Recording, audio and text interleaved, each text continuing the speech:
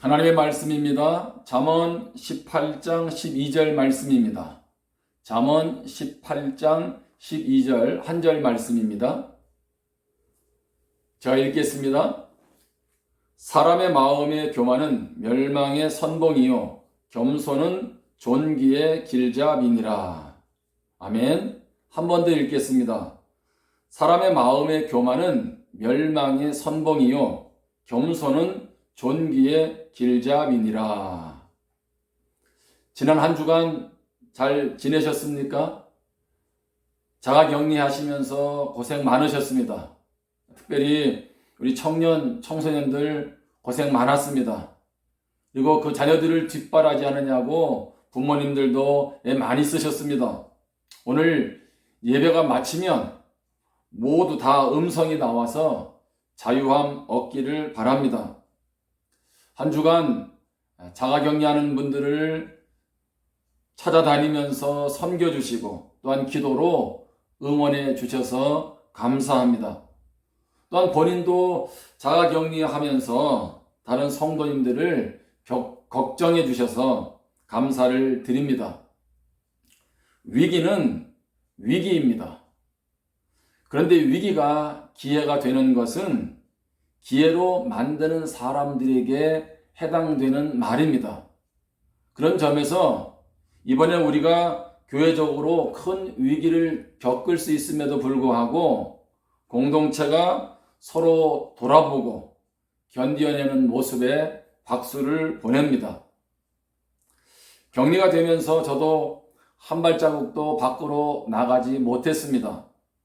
어떤 분이 그러시더라고요. 감옥에 갇혀 있는 것이 이런 기분이 아닐까요? 어제 잠시 재검을 하러 밖으로 나갔는데 바깥을 나가보면서 얼마나 기분이 좋았는지 모릅니다. 그리고 재검을 하러 가서 보건소에서 몇몇 성도님들을 뵙게 되어서 참 반가웠습니다. 한 주간 우리의 일상이 멈춰 섰습니다. 저도 그러면서 책도 보고 여러모로 돌아보는 시간을 가졌습니다. 사람들은 바쁘게 살아갑니다. 왜 그럴까요? 왜 사람들은 그렇게 바쁘게 살아갈까요? 좀 더 여유를 가지고 살아가면 안 될까요? 그 첫 번째는 같아지려는 마음 때문입니다. 우리는 다른 사람과 다르면 불안해합니다. 그래서 어떻게 하든지 같아지려고 애를 씁니다. 사람들은 왜 바쁘게 살아갈까요? 두 번째는 달라지려는 마음 때문입니다. 같아지고 나면 달라지려고 애를 씁니다. 결국 우리는 늘 다른 사람을 의식하면서 사느라고 우리의 삶을 복잡하게 만드는 것입니다. 하나님은 늘 주변을 의식하고 살아가는 우리에게 멈추라고 하십니다. 주위의 사람들을 보고 주위의 환경들을 보고 살아가는 우리들에게 하나님은 멈추라고 하십니다. 그것이 바로 주일입니다. 주일은 자신이 주인됨을 하나님이 멈추라고 하는 것입니다. 주일을 통해서 내가 내 인생의 주인이야 라고 하나님께서 말씀하는 것입니다. 우리가 11조를 드립니다. 11조를 드리는 것은 물질의 주인이 하나님 되심을 알라고 멈추게 하는 것입니다. 멈추지 않으면 보이지 않습니다. 무조건 속도만 내어서 앞으로 달려가다 보면 주변에 무엇이 있는지 우리는 보지 못하고 가는 것과 똑같다는 것입니다. 한자에 발을 정자가 있습니다. 하나 일자 밑에 멈출 지자입니다. 제가 손으로 썼습니다. 자, 한자로 발을 정자는 일자에다가 지자를 더한 것이죠. 이것을 단어를 풀면 한 번씩 멈추면 바로 갈 수 있다는 말입니다. 다시 말합니다. 발을 정자라는 것은 한 번씩 멈추면 바로 갈 수 있다는 것입니다. 멈출 때에 우리는 방향을 인식하게 되고 바른 길로 갈 수 있다는 것입니다. 분주한 발걸음을 한 번씩 멈추면 바르게 갈 수 있습니다. 하나님은 이번에 저를, 우리 모두를 멈추게 하셨습니다. 결국 우리의 자유는 하나님이 허락하셔야만 내 것이 됨을 깨닫게 되었습니다. 내가 내 모든 인생을 주인 되어서 컨트롤할 수 없음을 우리는 다시 한번 깨닫게 되었습니다. 진정한 우리 삶의 주인은 바로 하나님이십니다. 이번 주에 멈춤의 시간을 가지면서 제가 읽은 책 중에 쉬운 예수는 없다, 이런 책이 있습니다. 제이슨 미첼 목사님이 쓴 책입니다. 책 표지에 제목과 함께 이런 글귀가 눈에 들어왔습니다. 쉬운 삶이 아니라 좋은 삶을 선택하라. 쉬운 삶이 아니라 좋은 삶을 선택하라. 오늘날 많은 그리스도인들은 쉬운 삶, 쉬운 신앙생활을 선택한다고 합니다. 저자 자신도 어느 날 쉬운 예수에 만족하며 살아감을 깨닫게 됩니다. 그러면서 쉬운 예수와 진짜 예수를 비교하여 설명합니다. 쉬운 예수란 어떤 의미일까요?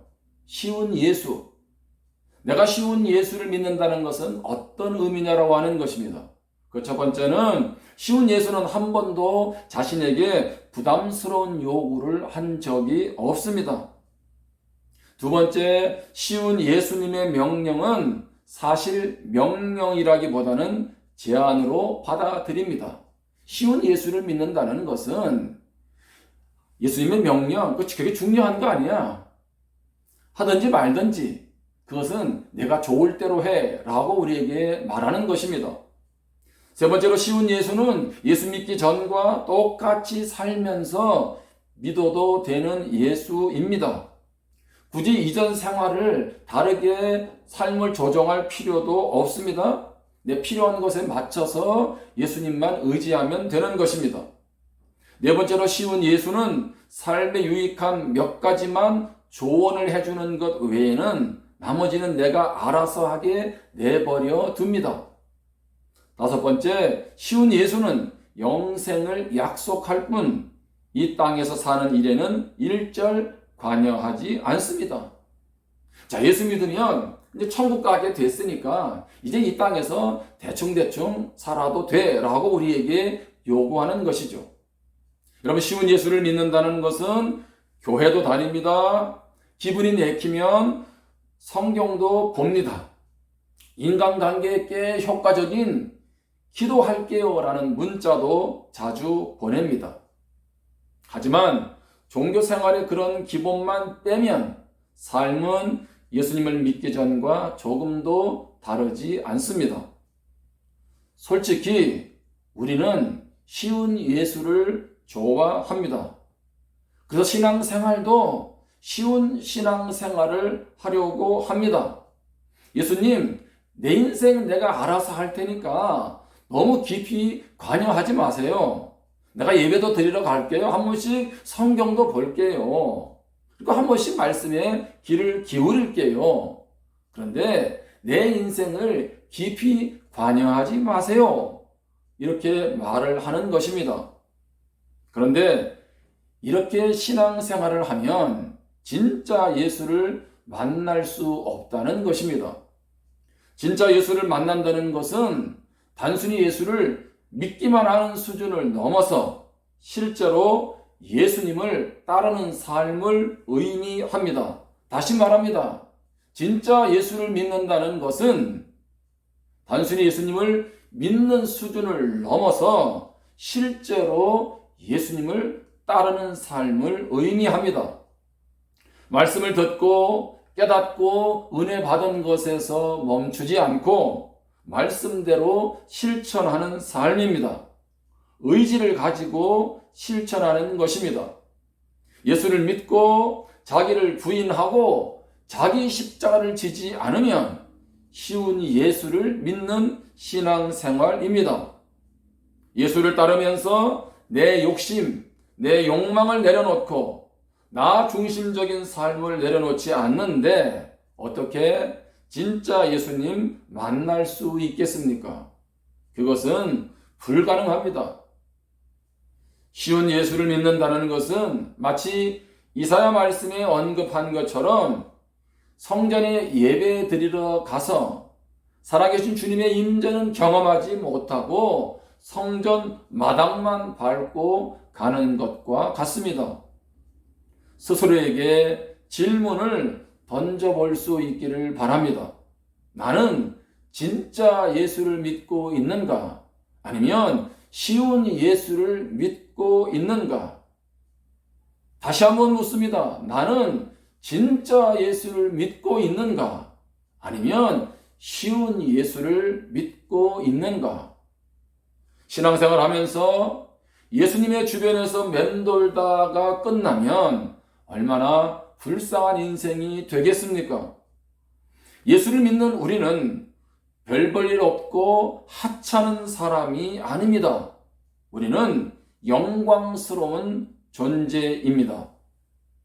여러분, 성경에서 영광스럽다라는 단어는 주로 언제 사용됩니까? 우리는 하나님께 영광이라고 할 때 이 표현을 즐겨 사용합니다.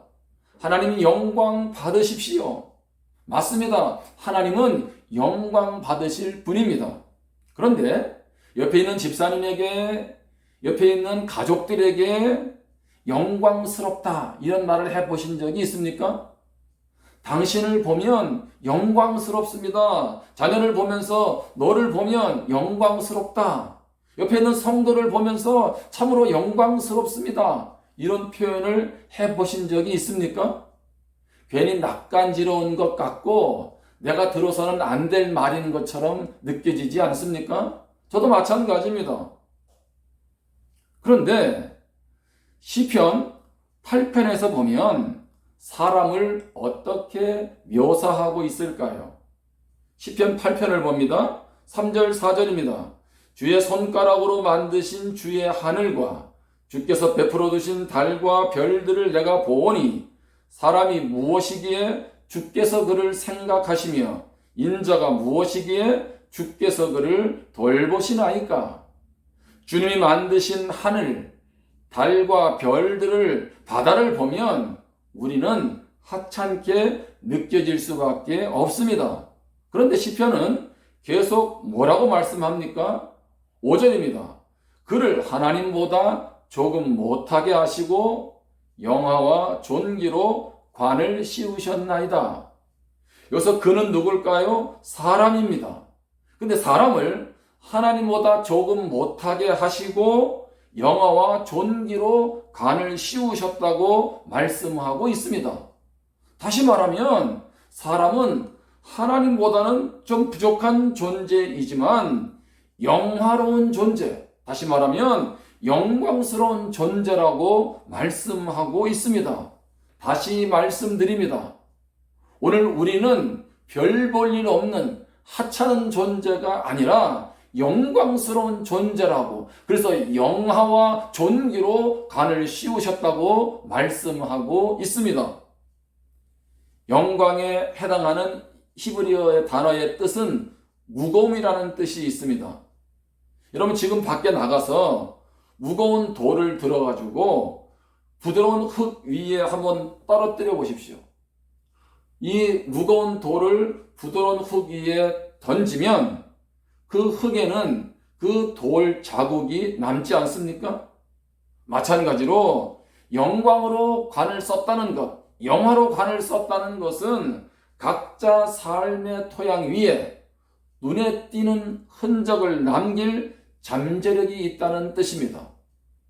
각자의 삶의 자리에서 눈에 띄는 영향력을 드러낼 수 있는 사람, 바로 그 사람이 우리 자신이라고 성경은 말씀하고 있습니다. 하나님은 우리 안에 이 세상에 영향을 미치려는 욕구를 불어 넣으셨습니다. 그냥 살다가 가는 존재가 아니라 내 주변에 무언가 선한 영향력을 끼치도록 하고 싶은 욕구를 우리에게 불어넣으셨다는 것입니다. 우리가 하나님의 형상을 따라 창조되었다는 것은 우리에게 하나님을 대신해서 이 땅을 다스릴 능력이 있다는 뜻입니다. 그런 점에서 우리는 영광스러운 존재입니다. 영광스러운 존재라면 우리가 하나님 앞에서 어떻게 살아가야 할까요? 한번 따라해 보실래요? 무게 잡는 삶이 아니라 무게감 있는 삶을 살아가야 합니다. 제가 한 번 더 이야기합니다. 무게 잡는 삶이 아니라 무게감 있는 삶을 살아가야 합니다. 무게 잡는 사람은 내가 가진 힘과 영향력으로 남을 지배하고 싶어 합니다. 나 자신의 유익을 위해 힘을 사용하고 싶어 합니다. 무게 잡는 사람은 인정을 독차지하고 싶어 합니다. 멋지게 보이고 싶어 합니다. 참된 주의 제자는 무게감 있게 살지만 세상 사람들은 무게를 잡고 살아갑니다. 오늘 성도들의 삶은 무게감 있는 삶입니까? 아니면 무게만 잡고 살아가는 삶입니까? 그렇다면 우리가 무게감 있는 삶을 살아가야 하는데 무게감 있는 삶은 어떠한 삶일까요? 그것은 바로 겸손한 삶입니다.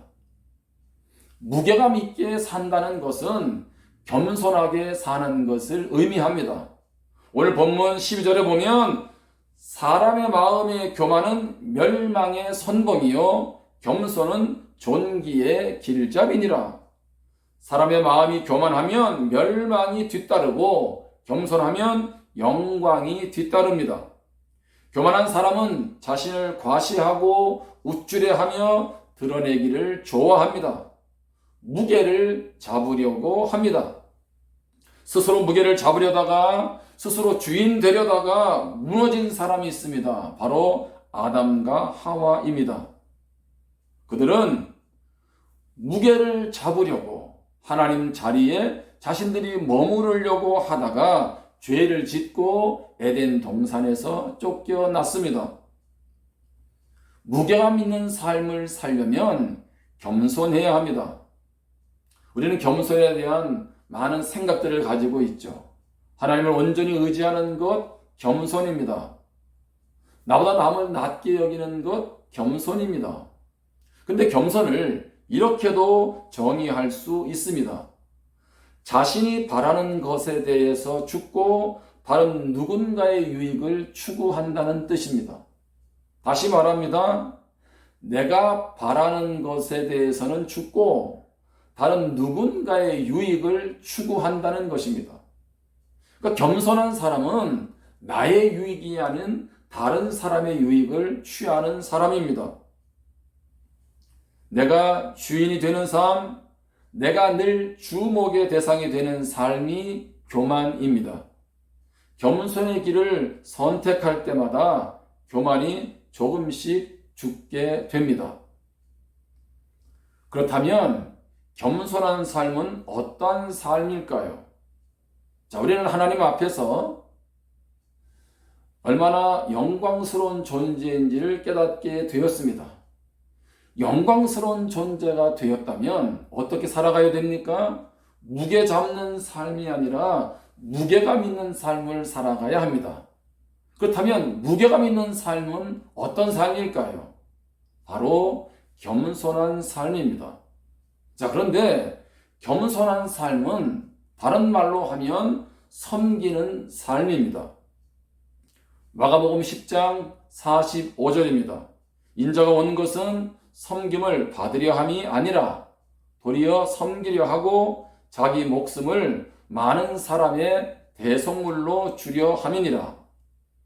예수님은 하나님과 동격이십니다. 그런데 우리를 사랑하셔서 인간의 몸을 입고 이 세상에 오셔서 마지막에 십자가에서 생명까지 주셨습니다. 하나님의 자리에서 인간의 몸을 취하시고 십자가에서 생명까지 주신 것, 이것이 바로 겸손입니다. 예수님이 왜 겸손해지셨을까요? 그것은 우리를 섬기기 위해서입니다. 우리를 죄에서 구원하시기 위함입니다.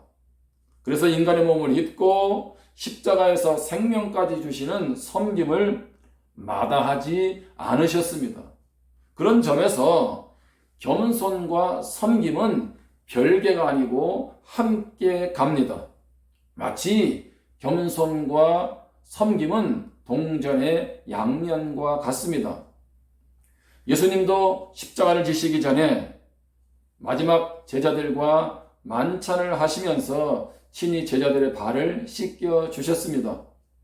섬김의 본을 보여주신 것입니다. 그런데 그러한 섬김은 겸손함이 없이는 불가능합니다. 신약에서 종에 해당하는 단어는 식사 시중을 드는 사람을 의미합니다. 종은 무엇하는 사람이라고요? 식사 시중을 드는 사람입니다. 섬기는 것이 이렇게 쉬우니 얼마나 감사합니까? 섬김은 거창하고 대단한 것이 아니라는 것입니다. 섬김은 어려운 것이 아니라는 것입니다. 섬김은 작은 것에서 시작하면 됩니다. 다시 말합니다. 섬김은 작은 것에서 내 옆에 있는 이웃에게 말 한마디, 또 사랑으로 섬기는 것, 또 집안에 있는 가족들을 돌아보는 것으로부터 섬김은 시작됩니다. 섬기기 위해서 직장을 그만두고 목회자가 될 필요가 없습니다.